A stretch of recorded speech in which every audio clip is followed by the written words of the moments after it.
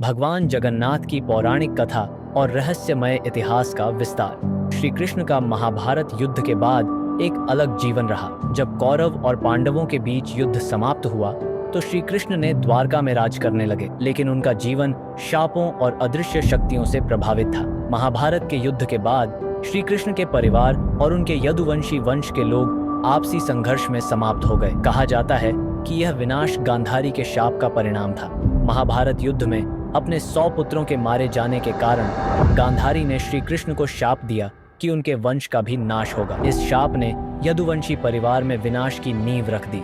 श्री कृष्ण के अंत का मुख्य कारण उनका एक और शाप था। आर्षि दुर्वासा ने श्री कृष्ण को शाप दिया था कि वे अपने जीवन के अंत में एक शिकारी के तीर से मारे जाएंगे। जब कृष्ण ध्यान मुद्रा में वन में बैठे थे, तब एक शिकारी ने उन्हें हिरण समझकर तीर चला दिया। तीर उनके पैर में लग गया और यही उनके जीवन का अंत बना। जब श्री कृष्ण ने देह त्याग की तो उनके शरीर का दाह संस्कार हुआ, लेकिन उनका दिल, जिसे नील माधव कहा जाता है, जला नहीं। कहा जाता है कि यह दिल एक दिव्य अवशेष था और भगवान विष्णु का साक्षात स्वरूप था। यह दिल समुद्र में बहता हुआ उड़ीसा पहुंचा। पुरी के राजा इंद्रद्युम्न को एक दिन स्वप्न में भगवान विष्णु के इस अवशेष के बारे में संकेत मिला और भगवान ने उनसे कहा कि इसे मंदिर में स्थापित किया जाए। पुरी को सदियों से आध्यात्मिक स्थान माना गया है और इसे 4 धामों में से एक माना गया है। कहा जाता है कि यह स्थान पवित्रता, आस्था और दिव्यता का एक केंद्र है।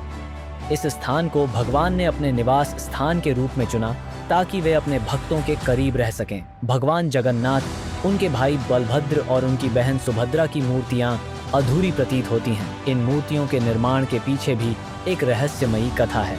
राजा इंद्रद्युम्न ने इस कार्य के लिए एक अद्भुत कारीगर को बुलाया, जो वास्तव में स्वयं भगवान विष्णु थे। उन्होंने राजा से कहा कि वह मूर्तियों को एक बंद कमरे में बनाएंगे और कोई व्यक्ति अंदर नहीं झांकेगा। लेकिन कई दिन बीत गए और राजा का धैर्य टूट गया। जैसे ही राजा ने दरवाजा खोला, उन्होंने मूर्तियों को अधूरा पाया।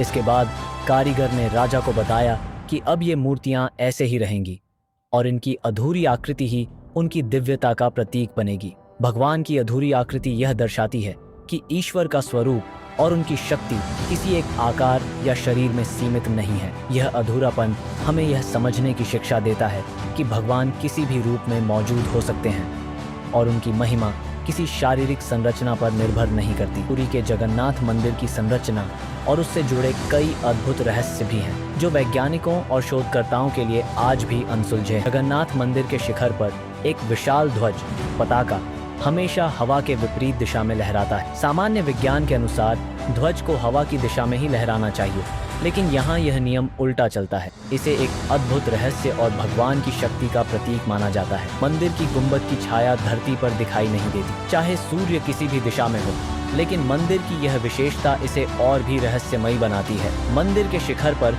सुदर्शन चक्र रखा हुआ है।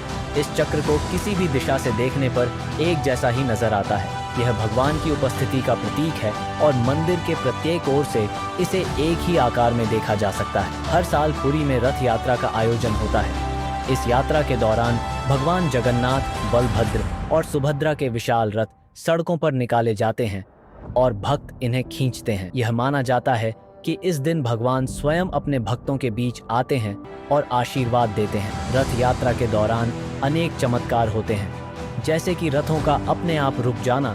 मंदिर में हर दिन भगवान को 56 प्रकार के भोग चढ़ाए जाते हैं, जिन्हें महाप्रसाद कहा जाता है। इस भोग की विशेषता यह है कि चाहे कितने ही भक्त आएं, यह प्रसाद न कभी कम पड़ता है, न ही अधिक बचता है। इसे भगवान की माया का चमत्कार माना जाता है। रहस्य मंदिर के सिंहद्वार से प्रवेश करते ही समुद्र की गड़गड़ाहट की आवाज बंद हो जाती है। जैसे ही आप बाहर निकलते हैं, यह आवाज फिर से सुनाई देने लगती है। यह रहस्य भक्तों में श्रद्धा का भाव उत्पन्न करता है।